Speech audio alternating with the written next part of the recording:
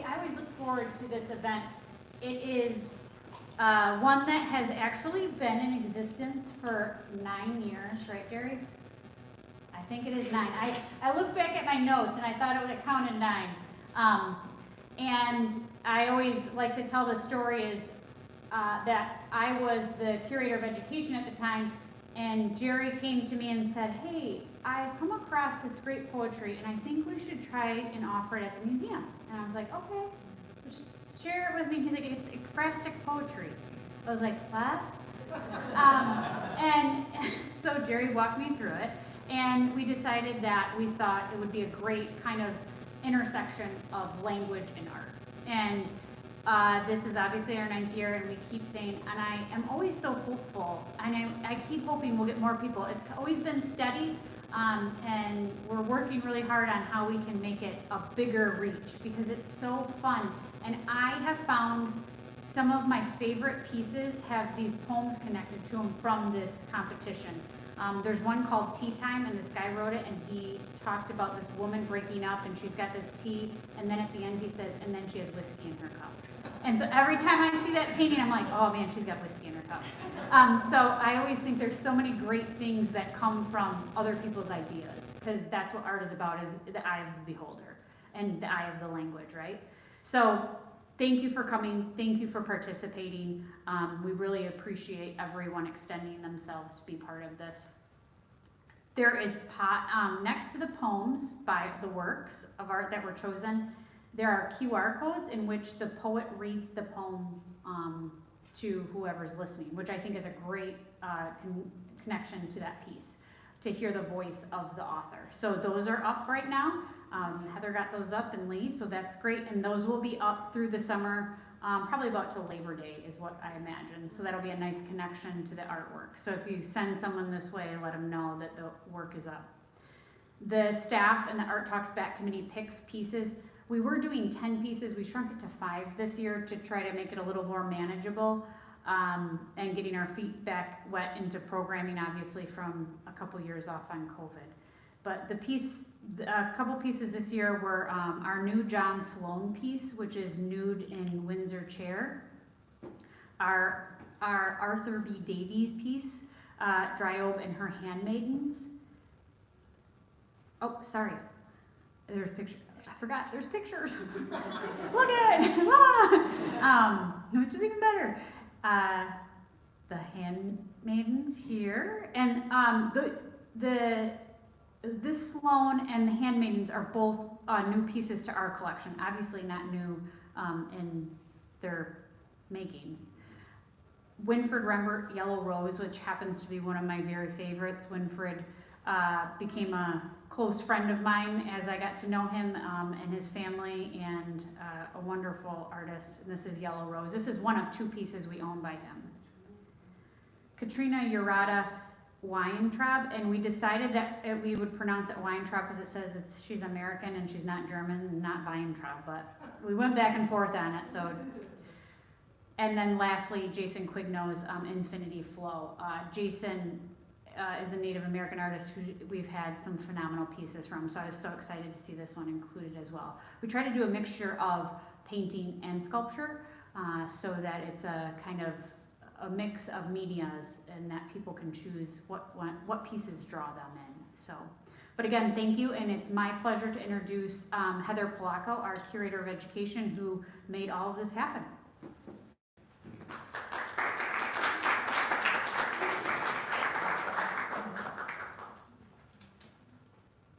Okay, so we're going to get right into it. The honorable mentions, in no particular order, we'll start with the recitations. So we're going to start with playing a recording for CJ Sherwood from Saginaw, Michigan. CJ could not be here this evening. He's currently doing finals, so I'll go ahead and play this. So this is CJ reading their piece.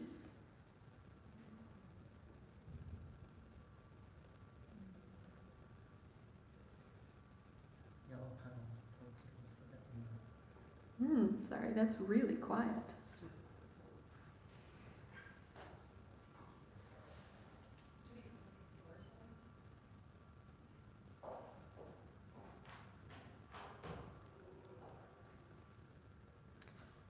Could you turn it up, Kathy, from the box? Yep.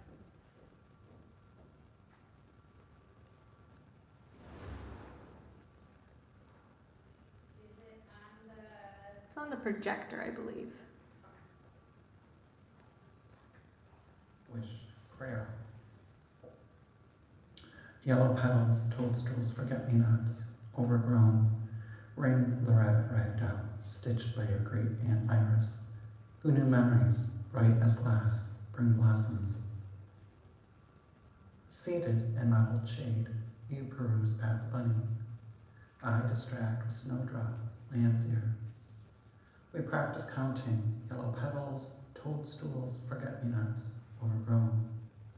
Saying, he loves me not. We seek ears, once velveteen, in lavender, feverfew. When did I know memories, bright as glass, bring blossoms? As out of cloches from tea roses, moisture escapes like stuffing from loose seams.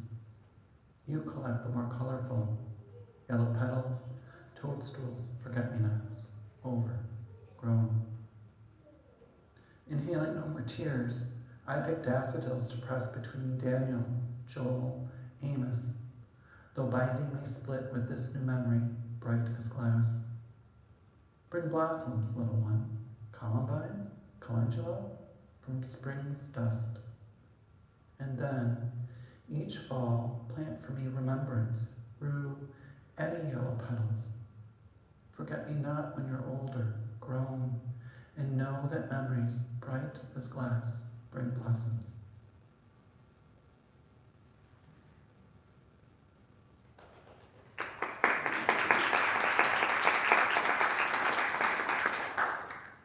And that was Wish Prayer by C.J. Shrew. Next up, we have Robin Church from Kalamazoo, Michigan, who's here in person.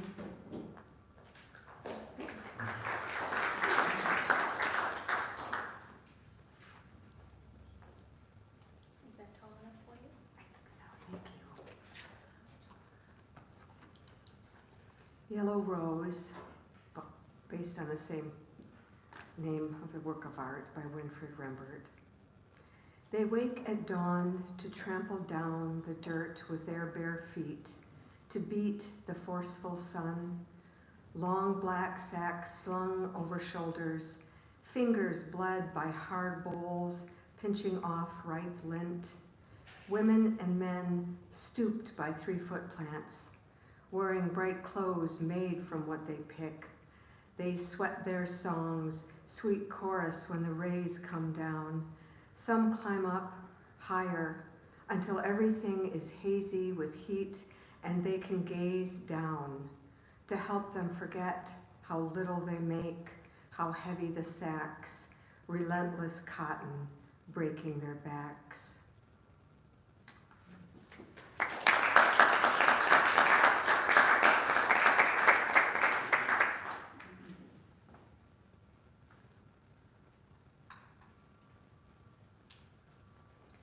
Thank you, Robin.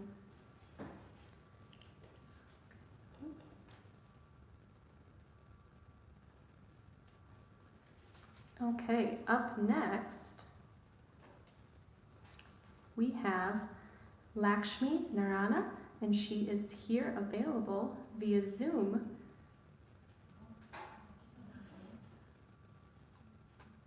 Okay, Lakshmi, can you hear me okay?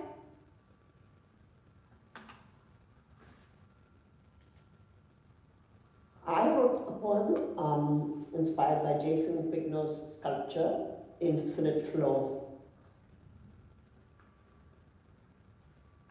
What if the color of love is a meld of all skin tones, a soft shade of brown? The shape of love, strong with no sharp angles. If all love encircles, soothes, gives room to move, if the voice of love is a wisp of air.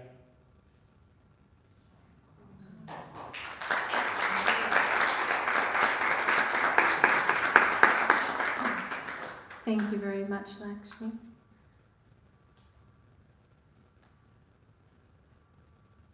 Okay, up next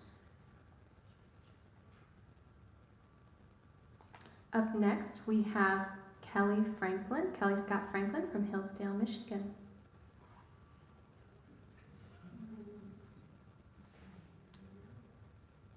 My poem is called Cartography, and it's in response to Winfried Rembert's Yellow Rose. Cartography.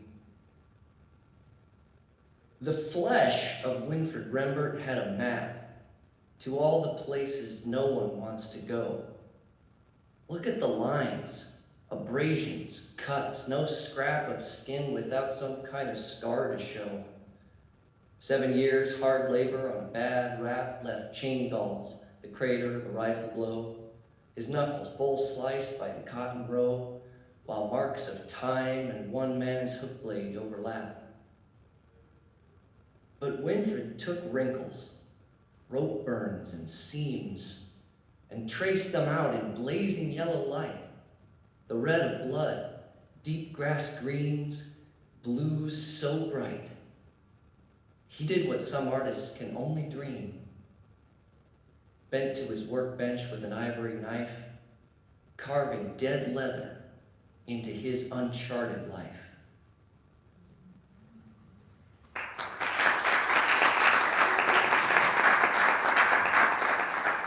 Thank you very much, Kelly, for that.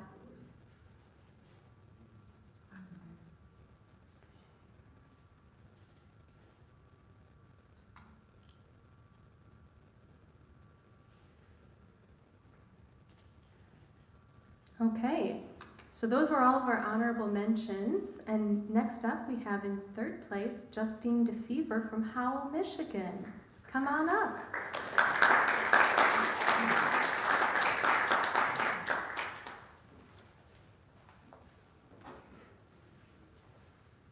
Hello. This is my poem, Woodland Renewal. Mother called for supper, and sandaled pitter-patters raced up the back porch steps like duck feet slapping mud. Amid cornbread joy, cotton-stuffed bunny was forgotten under the elm tree. Dusk softened the shine in hand-sewn button eyes, and playful coyotes flung bunny toward the moon, silhouetting, tumbling like a hip-hip hooray, cartwheeling over the property line. Sawtoothed beetles ripped seams in Bunny's sun-bleached velveteen, and fluffy batting spilled before the first frost. But woodland soil was all too willing to crochet new blooms under frozen ground. Variegated brilliance grew like love without condition. Squill spires and amethyst mushrooms rose from frayed threads and stretched skyward. Among them, young dandelions that will grow to be cotton globes, then one day explode into floating parasols. Thank you.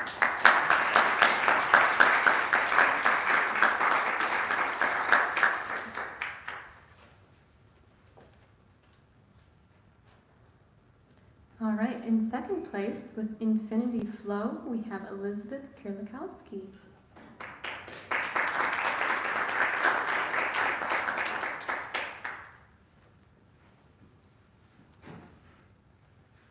I was not immediately attracted to this piece, but after I wrote about it, then I was amazed by it.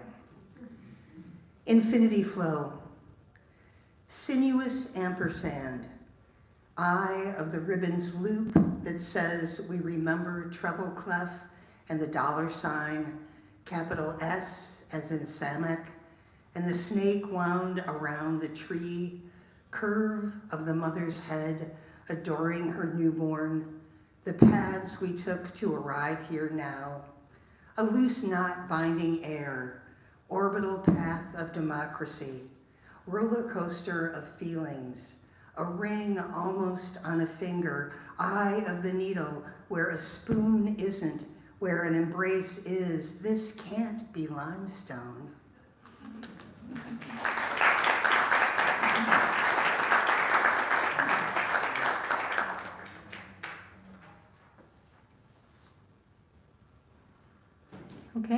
finally, we have in first place Robert Zanstra from Holland, Michigan. Come on up.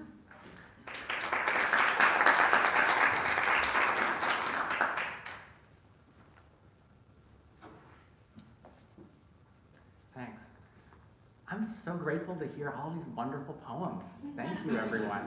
And grateful to Heather and the museum, and especially grateful to Winfried Rembert. I never would have come across his work before, and it's wonderful. So thank you. Two things. One is my poem is a shape poem. You won't be able to see that from what I read, but like it's in the shape of cotton rose. So that's part of the poem. And yeah, that's all I'll say. From the cotton rose. Don't you tell me it's beautiful, felt the burden or the pride. Who, like us, wear cotton in pink, blood red, bittersweet, and blues, but have never touched the tufts. The stalks offer up one dark brown hand to another. Don't you tell me it must be hard, you who've never had to make your living, picking out the bowl from the burr of a look or word that sticks you, leathered fingers, leathered soul, like cottonmouth venom.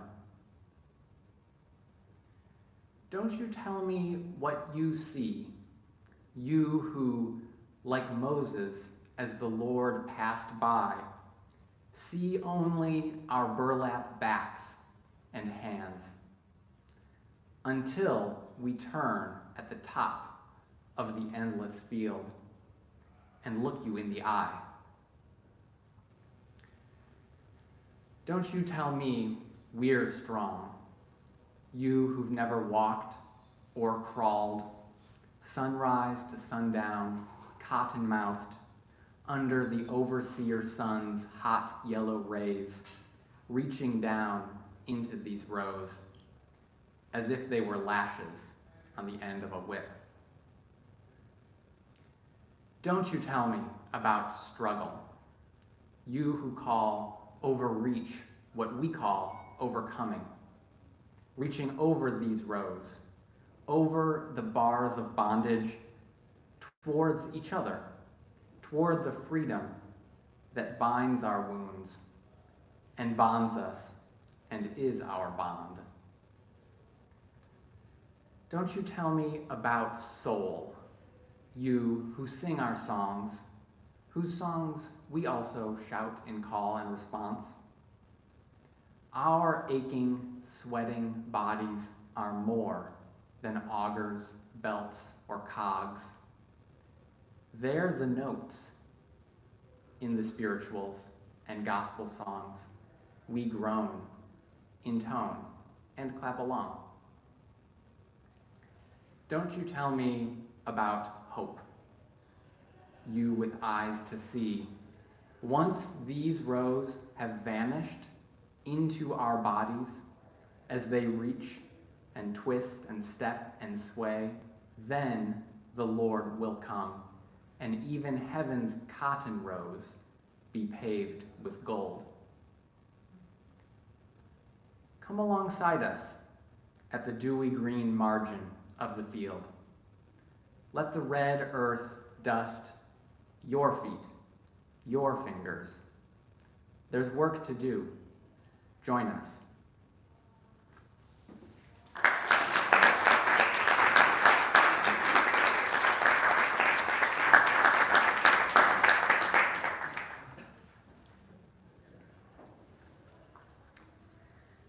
All right, so I have a couple thank yous to say very briefly. I want to thank the Poetry Society of Michigan for sponsoring this program through providing the first place prize, and museum members for making programs like this possible. And a special thanks, of course, to our committee members who volunteer their time and expertise without whom none of this would be possible. So if you're here tonight, please stand so we can applaud you. Jerry Lang, our chair, Paula Doctor, Nancy Burton, and Pam Kearney.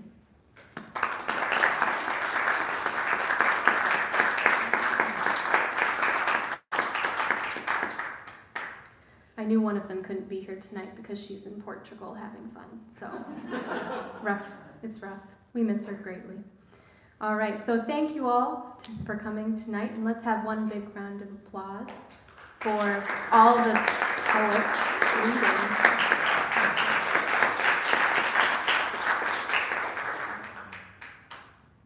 And I also have your awards here, so Robin Church.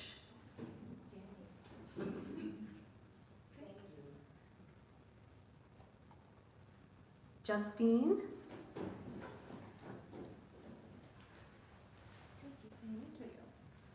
Elizabeth.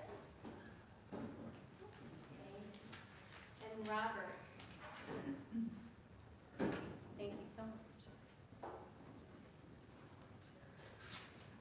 And I want to thank you all for participating this year and for taking the time and energy to write these amazing works and to participate with us and share your responses. We appreciate every piece that has been submitted and hope you continue to submit in the future. This concludes our program for the evening, and thank you all for coming. I do invite you to enjoy the museum at this time. We are open until 8 p.m., so you're free to wander the galleries and enjoy. We have some beautiful works up there. And let me see. If it's not 7 o'clock yet, we still have a docent upstairs even too. She's running right now. Well, our docent is back there, and Margaret would be happy to talk to you for the next 30 minutes if you have any questions about our work. And if the poets could come up, I think we want to try to get photographs of you with your pieces that you wrote about, if that's okay. So if you'd like to come up after, and then we'll go ahead and do that. So thank you all for coming this evening. Have a great night.